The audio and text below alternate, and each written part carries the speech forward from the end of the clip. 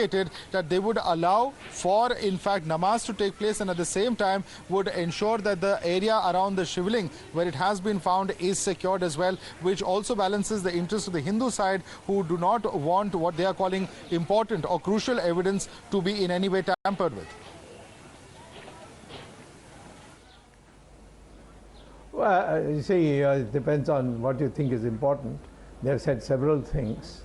They have said no status quo.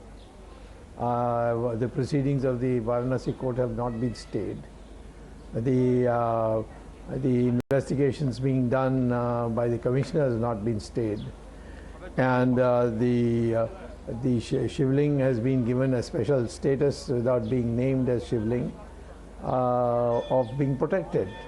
Of course, they've removed the 20 people bar on namaz reading, but that, you know, that depends on the amount of spaces available. I mean, whether it's 20 becomes 40, it doesn't matter. So I would say overall, at this stage, it is not an ex parte. The court was not in a mood to give any ex parte orders. They also conceded the Uttar Pradesh Council, who is also the Solicitor General, who asked for more time to adjourn the proceedings to 19th, and directed the petitioner to circulate all the documents to all the parties, which he hadn't done. So I would say that the people who had great hopes that the 1991 Act will come to their help in the Supreme Court must be feeling very disappointed, because as pointed out in the proceedings itself, 1991 Place of Worship Act has no bearing at this stage. It is purely a question of the High Court ordering some government officials going to check what is going on there.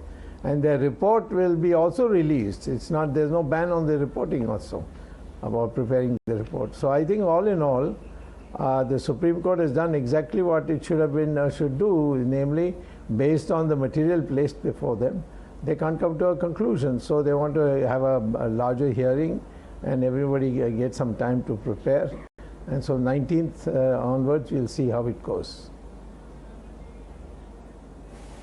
Right. This is very, very important what you've just stated, Dr. Subramanian Swamy, because you have said that the Muslim side, and one of its pleas, or perhaps the most strongest pleas, is that all of this proceeding is in direct violation of the Places of Worship Act. Now, we've seen the lawyers for the other side come out and say over here in Varanasi that the Places of Worship Act itself has several clauses which talk about the religious character, and the very fact that the court has not outrightly, sort of stayed the process or accepted those pleas does mean that there are several aspects that the court could consider, and that the Places of Worship Act itself, the fact that it was upheld in the Ayodhya judgment, does not necessarily mean it would operate in exactly the same way, given the fact that court is now going to hear this matter again on 19th.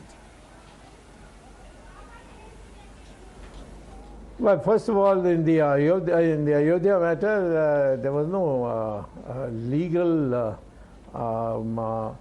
status given more than what it is already. It is an act of parliament, and it's nothing more. It's not part of the, as is being commonly spread, part of the Constitution, and therefore that act is not relevant in this matter. And that is the main thing that the petitioners thought they could do, somehow bring in this Act of 1991. 1991 Act only says they can't change the character of an existing religious institution. And there is no such attempt made. So only some people going to that part, which is obviously was the Hindu part earlier, and see what is there, and give a report.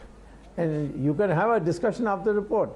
The petitioners in the Supreme Court, in fact, got a very mild reprimand, because they have filed a petition in the Varanasi court asking for quashing of all proceedings under under Order 7, Rule 11 of the Civil Procedure Code. And the same thing they said in the Supreme Court. And the Supreme Court said, but the matter is being considered in the Varanasi court. So I don't think they came very well prepared. Right. They obviously seem to have been in a great hurry. And I would think that by 19th they should come Right. at least better prepared and give written submissions to everybody. Okay.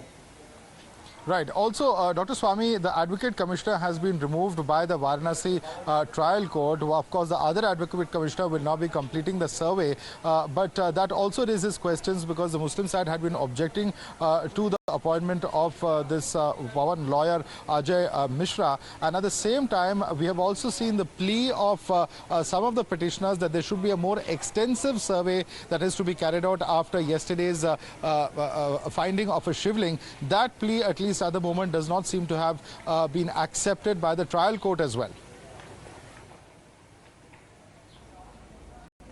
Naturally, let the inquiry be completed, let them produce a report, and then at that time when the report is put before the court, by the court, you can say this is not done, this is not done, we want a further investigation before it's adopted by the court. That's the way to go about it. Now, as far as Mr. Mishra's being removed, it is basically on the grounds that they say that he was giving out secret information which was sensationalizing the situation. And that's an allegation which they have to prove, but they have a right to suspend him, and which is what they have done.